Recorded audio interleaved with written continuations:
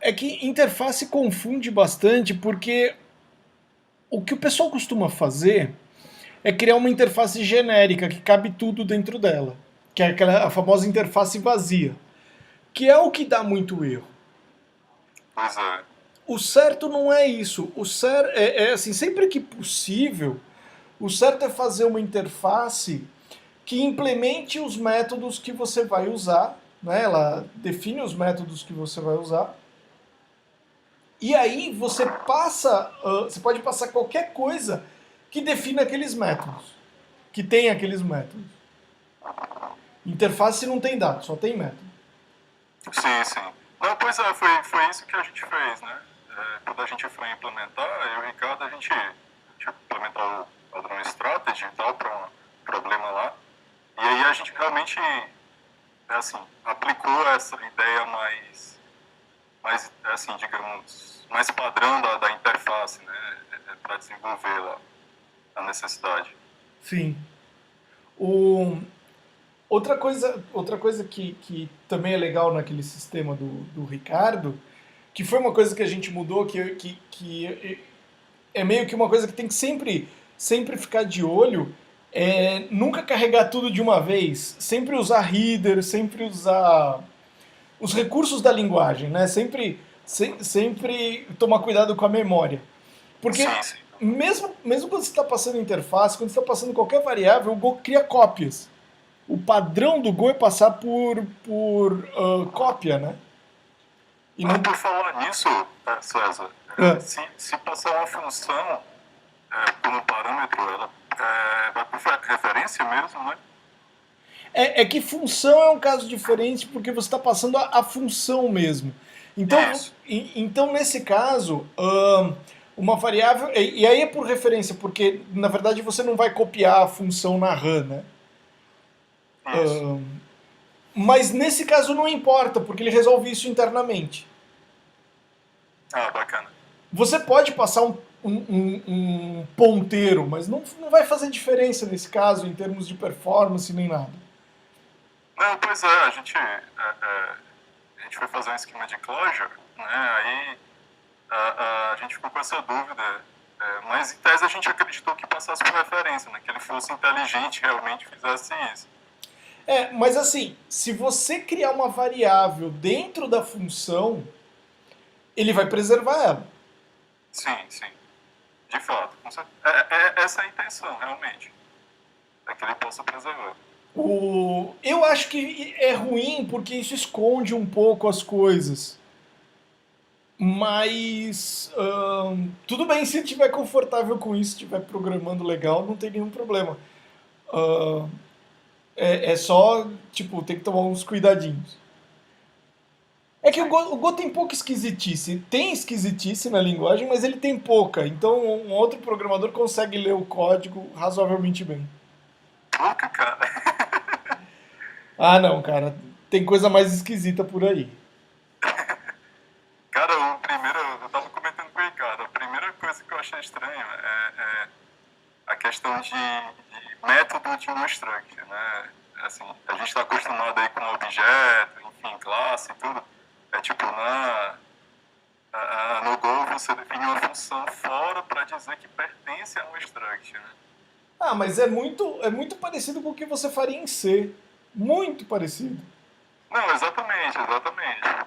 Mas a ideia é que você tem já o C, é uma bagagem muito mais antiga, né? Aham. E aí você tem o Go hoje, em cima de outras linguagens que já estão num domínio muito maior, em cima de classes e tudo mais.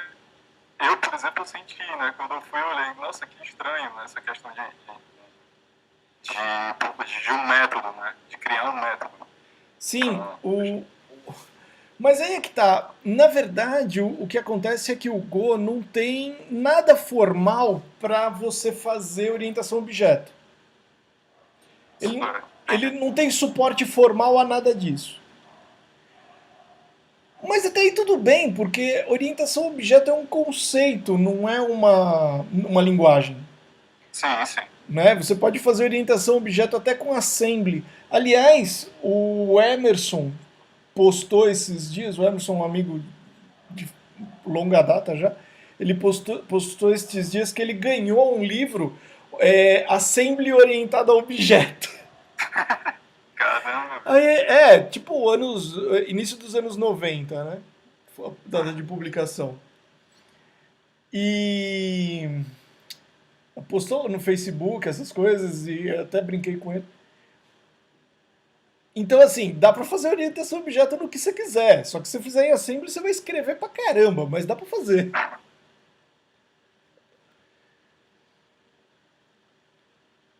Eu quero fazer funcional no Assembly. Também dá. Vai escrever muito mais. É mais ou menos assim, você pega o Assembly, aí você escreve Haskell. E aí quando você tiver um compilador Haskell, pronto.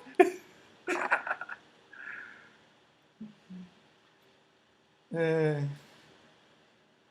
eu gosto de Assembly, principalmente do 8086, porque é fácil, né? É fácil porque, enfim, é a sintaxe que eu estou acostumado, né? A sintaxe da Intel, do 8086, e também do Z80.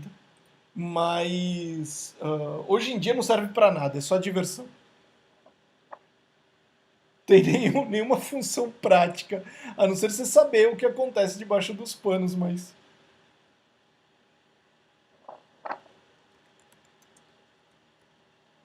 cara, infelizmente eu não tive experiência com a Sempre. Teria sido É bacana. que, é que você, naquela época, você era meio que obrigado, porque as máquinas não tinham recursos. O que você tinha? A máquina, você ligava a máquina, ela carregava o BASIC em ROM, e o BASIC em ROM era muito, muito, muito lento. Então você tinha que escrever trechos em assembly para você ter um pouco mais de performance, senão você estava lascado. Mas enfim, isso em termos em termos de informática, né? Porque você sabe que o tempo varia de acordo com a profissão. Por exemplo, você fala para um geólogo assim, o geólogo chega para você e fala: isso levou pouco tempo. Ele está se referindo a alguns milhões de anos apenas. Mas se um cara de informática chega para você e fala: isso levou pouco tempo, foram nanosegundos. Então o tempo muda de acordo com a profissão.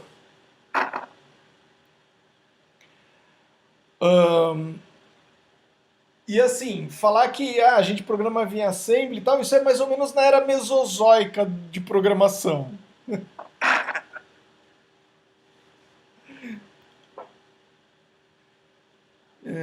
Bons tempos, viu? Ainda bem que não vão voltar mais, né? Pois é, cara, mesmo quando eu tava na faculdade, a gente iniciou no C, né, na época. Então, realmente não tive a oportunidade de conhecer a Assembly, realmente. Só na teoria, né? Ainda usa muito assembly. Por exemplo, se você for programar para microcontroladores, você vai usar assembly. E se você for programar alguma coisa que você queira realmente otimizar para alto desempenho, você vai usar assembly. O Go tem um assembly bem interessante, porque o assembly do Go ele é meio que um assembly genérico. O compilador do Go ele tem vários estágios, né? Tem várias camadas de compilação. E uma delas, ele é um assembly, que é um assembly meio que é um assembly para qualquer tipo de máquina. Porque eles pegaram e falaram assim, bom, todas as máquinas têm uma função de adição, então cria um assembly para cria um mnemônico e aí você só tem que mudar os códigos de máquina para aquele mnemônico da função de adição e assim por aí vai. E eles pegaram mais ou menos que o mínimo múltiplo comum de todas as máquinas que eles puseram, que eles suportam. E isso deu um assembly interessante, porque não é um assembly que vai traduzir diretamente para código de máquina. É um assembly meio intermediário ali. Por isso que cada vez está mais fácil de portar o Go para novas máquinas. Né? Ó, só para questão de referência, eu achei o livro. Tá aqui, ó. Se alguém quiser comprar, tá custando. O que que tá custando isso? Shipping é $4. Ó, novo, dá pra comprar novo, $102 e 45 centavos. Caramba, carinho, velho. Mas você vai poder fazer a orientação objeto em assembly, cara. Publicado em 1990. Enfim, ah, o problema podia comprar o usado é baratíssimo. O problema é que eu acho que o frete para trazer aqui pro Brasil vai sair mais caro que o livro. Porque essa coisa deve ter muitas páginas. Tá dizendo aqui em algum lugar o número de páginas dessa coisa? Pode passar o link, César, por favor? Passo, vou passar, peraí. Cadê nós aqui? Tá. Ninguém vai entender nada, né? O pessoal Ah, não, passei o link do Hangout. Foi mal. Peraí. É esse aqui que eu quero. Enfim, ninguém vai entender nada, mas... Tá aí. Colar no chat também pra mim não esquecer de mencionar depois. Ok.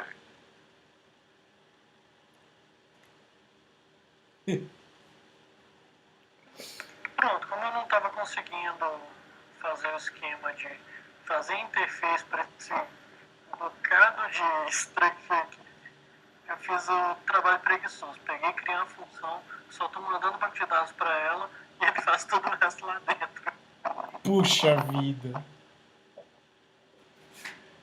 Bom, tudo bem. O importante é funcionar. Depois a gente faz um refactoring disso, vai melhorando conforme vai usando o código, conforme vai sentindo dificuldade. Foi como eu falei também pro Holanda. Pô, o que eu preciso aqui por enquanto é entregar esse serviço. Depois que entregou o serviço, aí sim, eu começo a fazer todos aqueles padrõezinhos, colocando tudo direitinho, não precisa ser, e deixar ele bem mais arrumado, né? Vai E eu amamentando. assim, tacando tudo em função, mas você sai tacando umas gorrotinhas nele lá e executando que nem louco. Vai amamentando o bebê Hitler. Pior que é. Mas você viu que o bebê Hitler lá do case, ainda continua o case, mas ele não tá sendo, ele diminuiu bastante, virou esse strategy aí, melhor. Mas vai melhorar ainda, pô. Vai melhorar ainda. Você conhece a história do bebê Hitler, né, Holanda? Sim, sim. Ai, meu Deus do céu, que terrível. Ei, César, aproveitando o contexto de um link que um colega lá do Slack mandou, eu queria perguntar assim, como é que, o que você vê, o que hoje se tem de Go para a web, sabe? Para você fazer APIs, REST, enfim. Então, tem muita coisa, mas geralmente os frameworks que são feitos em Go é muito completo. Então, os frameworks que são feitos em Go, geralmente, eles encapsulam os frameworks nativos da linguagem. Eles adicionam coisas. Eles não são 100% novos, sabe? E, até de propósito, eles mantêm meio que o padrão da linguagem. Então, você vai ver que as chamadas vão ser iguais ou parecidas. A coisa não muda muito. Você só costuma ganhar mais recurso, ganhar coisa em cima. E assim, tem muita coisa para todos os gostos. Por exemplo, eu odeio essa história de você digitar alguma coisa na linha de comando e ele criar todo um projeto para você. Eu gosto de eu ir lá e criar meus arquivos na mão mesmo, exatamente como eu quero, e aí chamar de onde eu quero e fazer como eu quero. Mas eu sou o cara de back-end, eu não sei absolutamente nada do front-end. Então, talvez para o cara de front-end ele fale assim, cara, mas é impossível fazer isso na mão. Eu preciso dessas ferramentas. Aí tá bom, né?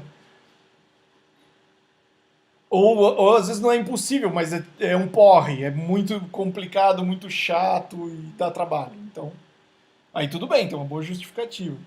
Mas como eu sou o cara do back-end, geralmente eu só faço uma APIzinha REST e o resto eu resolvo dentro do Go. Então, para falar com o mundo de fora, a gente tem uma camada bem pequenininha, né?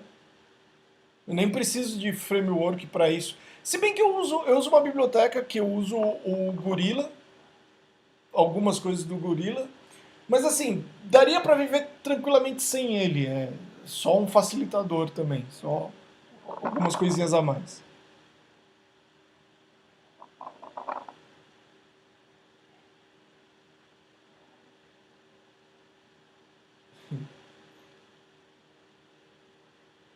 Satisfez a dúvida, não? Não, sim, sim. Assim, como eu sou ainda, assim, digamos que iniciando o conhecimento em Go, então eu achei bacana a perspectiva para web e tal, entendeu?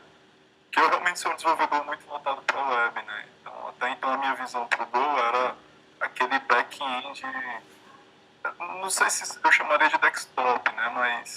Mas usando a grosso modo seria esse back-end desktop, né? Fazer realmente aplicações mais nesse sentido operacional, né? E aí Não, o back-end que eu me refiro é para servidores, né? É tipo, a gente tem um cara que fica sentado. O meu software geralmente ele sobe no microservice, ele sobe em alguma coisa e fica lá trabalhando loucamente, processando informação para chuchu. sim, sim. Quando eu me refiro a back-end, eu estou me referindo justamente a isso. Você tem o front-end, que alguém fez, que pode ser em Go, inclusive, que trata de criar, subir uma página, tratar a sessão de usuário. Que mais? Enfim, fazer todo o meio de campo de falar com o usuário.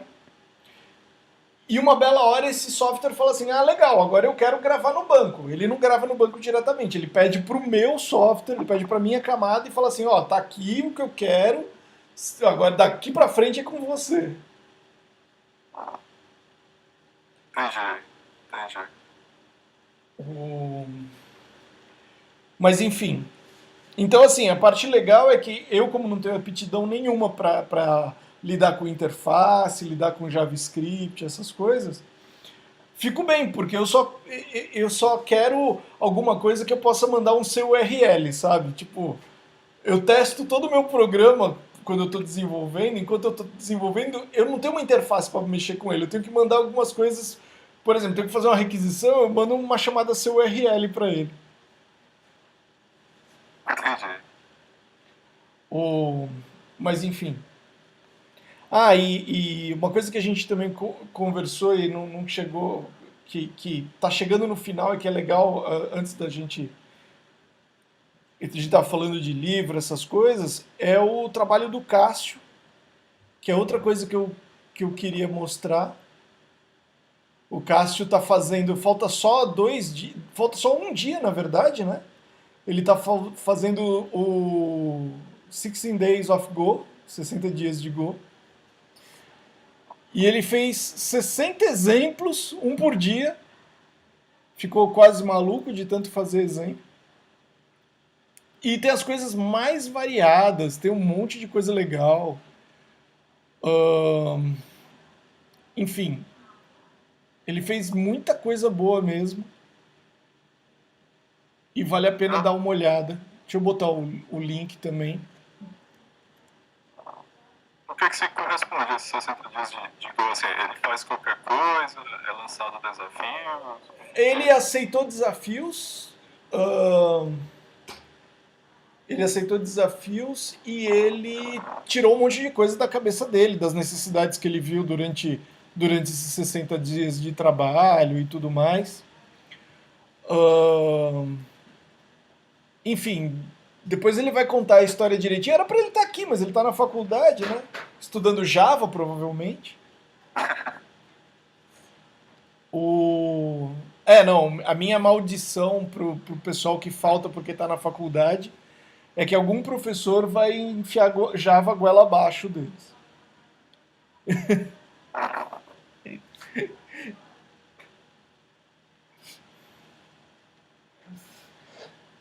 Mas enfim. Então, Legal, tô vendo aqui o repositório, bacana. não, é sensacional e eu espero que ele. Eu não vi, eu mandei um desafio para ele, eu não vi se ele fez ou se ele deixou por último. Eu acho que ele vai deixar o meu por último, porque eu fui muito sacana. Desafio que não tem solução? Eu mandei um desafio clássico de ciência da computação, que é você receber um arquivo em ASCII 7 bits e converter para ASCII 8 bits. Até aí não tem problema, dá para fazer isso tranquilamente. Mas se você for testar essa tarefa, você vai ver que não é qualquer string que você consegue converter. Existe uma string específica que eu não me lembro agora, mas acho que são todas as múltiplos de 8 terminadas com 0, é uma coisa assim. Eu não lembro agora porque faz muito tempo que eu vi isso. Mas que o seu conversor vai se confundir. Ele não vai saber se é uma. Se aquele. Se aquele caractere que você tá convertendo ele é de 7 bits e você tem um bit a mais que é do próximo caractere, ou se é um caractere de 8 bits e tá tudo certo, sabe? Porque o teste é você converter uma string tudo de 8 para 7 e depois de 7 para 8 e ver se tá ok, né? Ver se você acabou com a mesma string no final. E isso vai sempre falhar em uma determinada situação, se você testar um número grande de strings. Eventualmente falha, não tem jeito. O... Então, é uma brincadeira divertida. Sem contar que é muito raro fazer tratamento de bits com Go. Normalmente a gente trabalha muito alto nível, falando com banco de dados e essas coisas, então é perfeitamente possível, mas a gente não vê. Aliás, em todas as linguagens, né? No dia a dia a gente não trata mais bit a bit, né? Difícil as pessoas ficar fazendo shift de bit hoje em dia. Lá naquela era mesozoica, quando a gente começou, a gente fazia muito, porque, enfim, não tinha outro jeito. Mas agora não.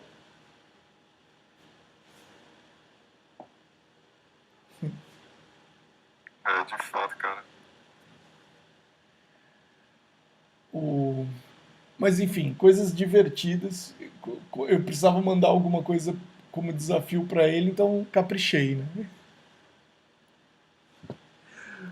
Vamos ver se ele vai fazer, se ele não vai dar o cano. Eu consegui fazer aquele problema de tentar abrir duas boletins mesmo na mesma hora. Como é que é? Você conseguiu? Race Condition. Ah, você conseguiu achar o Race Condition? Não, consegui bugar. Ah, então, mas é só. Naquele caso que a gente viu, é só colocar o mutex, né? Sim, sim. Enfim, tem várias maneiras de resolver esse Race Condition que a gente criou. Mas dá pra corrigir ele muito fácil também, então tá tudo bem. Aliás, eu quero ver se escrevo um tutorialzinho para falar desse Race Condition e do parâmetro que eu nem conhecia, que é o traço race. O Go tem uma ferramenta para detectar Race Condition interna dele. Eu não sabia que ele tinha isso. Tipo, o Go é fantástico por isso, tem tudo lá.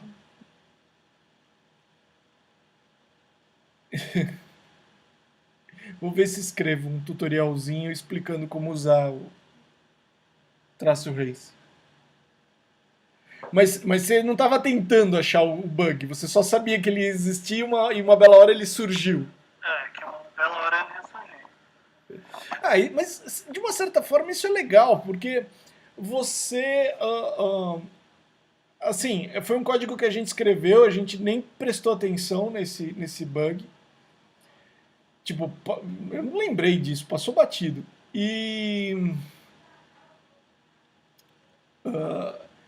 Mas tinha o problema, né? tipo, e ver acontecer o erro e tudo, isso é legal. Enfim, aprendemos ferramentas novas para achar esse tipo de bug quando a gente fizer da próxima vez. É bacana. Tudo bem se a gente aprendeu alguma coisa e não perdeu o prazo de entrega, tá tudo bem. Principalmente.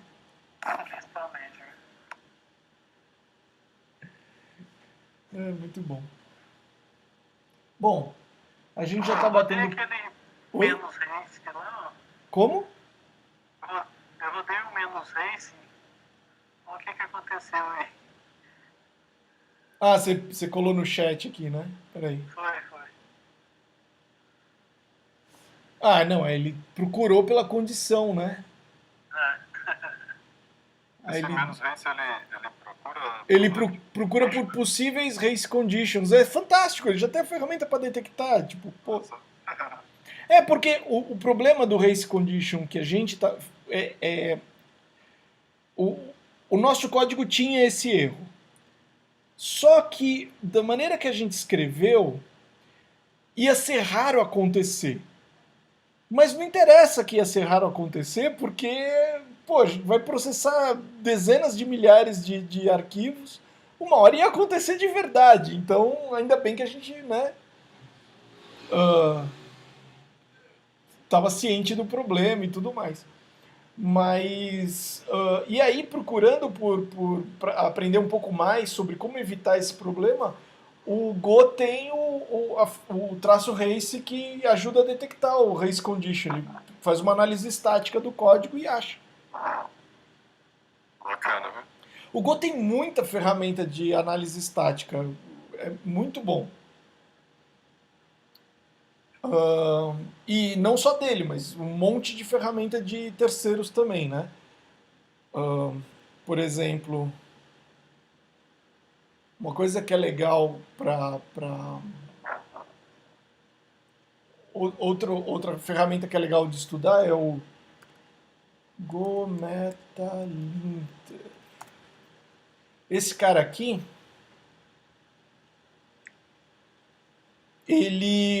você configura ele no Visual Studio ou onde você estiver usando, né, ou no VI, onde você estiver usando, seu editor favorito. Você configura ele para ele passar toda vez que você salva. E aí ele passa uma paulada de ferramentas, né, de análise estática do seu código toda vez que você salva. Então tem coisas como, por exemplo, quer ver? Ok, ó, error check. Ele vai ver se você esqueceu ah, uma função retornava um erro e você esqueceu de checar aquele erro, por exemplo. Sim, sim. Eu costumo usar o linter para JavaScript. Sim, toda linguagem hoje em dia tem. É que assim, isso daqui é muito mais comum em linguagens dinâmicas, como JavaScript, Python, porque elas não têm um compilador. Então, como elas não têm um compilador, não pega nada em tempo de compilação, porque não tem tempo de compilação. Sim. Então, meio óbvio. Mas, então elas precisam disso. Para as linguagens dinâmicas, isso qualquer coisa que faça análise dinâmica do código é muito importante. Análise dinâmica não, análise estática, né? O código antes da compilação. Mas o Go tem as duas coisas. O Go é compilado e ainda tem uma paulada de ferramenta para fazer análise estática de código e te dá um monte de warning. E aí é só você tratar warnings como erros, né? Todo warning é um erro e pronto.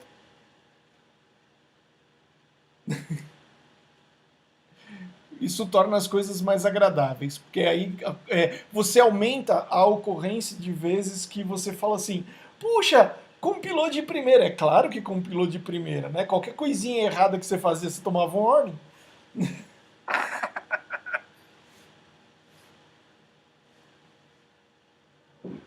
Se ainda assim você deixou passar alguma coisa e tiver um erro de compilação, é tipo, poxa.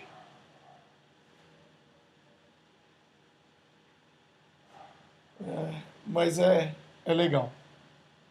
Eu estou procurando agora uma ferramenta de análise estática também para apontar dead code. O Go já aponta algumas coisas de dead code, mas eu quero alguma coisa mais robusta, sabe? Que por exemplo, procure por dentro de toda a árvore que eu estiver usando em determinado projeto, todos os packages que eu criei, veja as funções que não estão sendo usadas e me listem elas, mesmo que forem funções exportadas, né, com primeira letra maiúscula. Porque às vezes eu crio funções, exporto elas, uso elas em determinado projeto, aí eu desisto daquela função e esqueço de apagar no package original. Então, enfim, é uma situação daquelas 1 em 1 milhão, mas mesmo assim eu gostaria de uma ferramenta assim. Entendi. Uma coisa engraçada que é legal é que de ferramentas é quando o pessoal começa a usar. Por exemplo, eu fiz aquela ferramenta, o List Package, né, o LPK, e deixa eu até botar o link também. E é gostoso pra caramba dessas ferramentas é você ver o pessoal usando. Hoje eu recebi uns 3 tweets de gente usando o LPK. Peraí. GitHub, CR Jimenez. Cara, mas LTK é bom pra caramba, eu uso aqui bastante. Porque, pô, é como você mesmo falou. O source lá do teu código tá lá no fim do mundo. Só dá um LPK lá, cria alias lá e morreu. Exatamente, essa é a ideia. Antes eu tava passando coisa toda, esse mesmo problema. Eu tinha que ficar sempre digitando todo o caminho. A ideia é você fazer isso aqui, ó. Cria um alias e vai, né? Mas se você gostou, vai lá e dá um star no projeto, seu mão de vaca de estrelinhas. Pode deixar.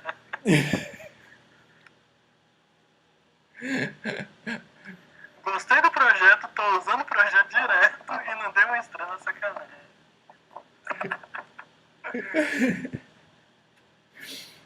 Isso é normal. Mas mesmo assim eu quero minha estrela, vai lá. Vou dar aqui a estrela aqui. Cara, isso é legal, é bacana e ajuda o projeto a se tornar popular e outras pessoas usarem, acharem bugs, acharem funcionalidades interessantes e começar a colaborar. E quando você vê, o seu software começou a crescer meio que organicamente, assim, com coisas que eram legais ou que eram realmente necessárias. Enfim. Não, Isso, sem dúvida, cara. Eu sou até um pouco preconceituoso em relação a isso. Tipo, quando eu procuro alguma lib, eu geralmente olho logo as estrelas. exatamente, eu Tem também faço. bastante. Todo mundo faz isso. Eu olho duas coisas, basicamente, né? Deixa eu voltar lá pro meu, que assim eu puxo a sardinha pro meu projeto. Eu procuro o seguinte, eu procuro ver o cuidado do programador com as coisas. Então, por exemplo, tem testes. Se tem testes, tendo ou não, né? Mas os testes têm que estar acima de 60% pelo menos. A licença é bacana, por exemplo, tem que ser uma licença MIT ou BSD. Eu gosto de licenças bem permissivas. Tudo bem se for uma licença diferente. Aqui, né, é uma das coisas que eu vejo. Precisa ter documentação, precisa ter um Godoc. Que mais? Precisa ter o Go Report, também é legal. Se não tiver, tudo bem, mas seria legal ter, entendeu? O que mais que precisa? Precisa ter exemplos, porque eu não sou Bidu. Muitas vezes eu já vi um projeto que a descrição era legal, o que eu queria estava ali, mas aí eu fui tentar entender como que usa e não entendi. E sério, você começa a ler o código do cara para entender como é que o projeto usa, isso é sacanagem. Uma Ah, sugestão que eu vou dar para o próximo Hangout, que a gente já poderia oi? colocar aí na pauta. Uma sugestão que eu vou dar para o próximo Hangout, que a gente poderia colocar na pauta aí, tipo, testes unitários com Go. Fazendo os testes unitários com Go. Essa questão da Então, documentação que você falou que ele tem. Então, assim, são coisas que você visa. Então, pô, vamos focar nisso daí, deve é ser que legal. a gente já fez uns 2 de testes unitários. Ah, foi realmente. Tá, já? A gente pode fazer Então, mais, eu não vou tem, pra trás. não tem problema. A gente pode continuar batendo nessa tecla. Não tem nenhum problema. A gente. Mas assim, o legal é fazer isso e trazer também algum material novo. A gente dá uma revisada e traz mais coisa. Porque assim é legal para quem já viu também. Ah, por exemplo, no seu caso específico, é um caso legal porque a gente precisa criar uma ferramenta para gerar os dados fake que a gente precisa. Porque a gente não pode usar dados reais porque dá processo. É, com certeza. Se der processo, eu não quero mais ser colaborador do código.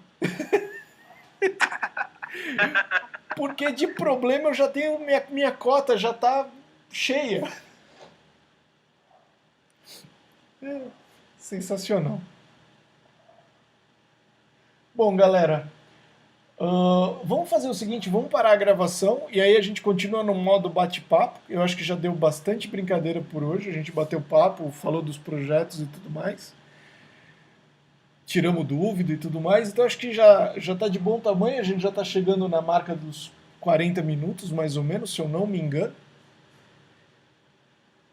Então é isso aí. Pessoal que não compareceu, tenta aparecer na próxima vez, porque é sempre divertido.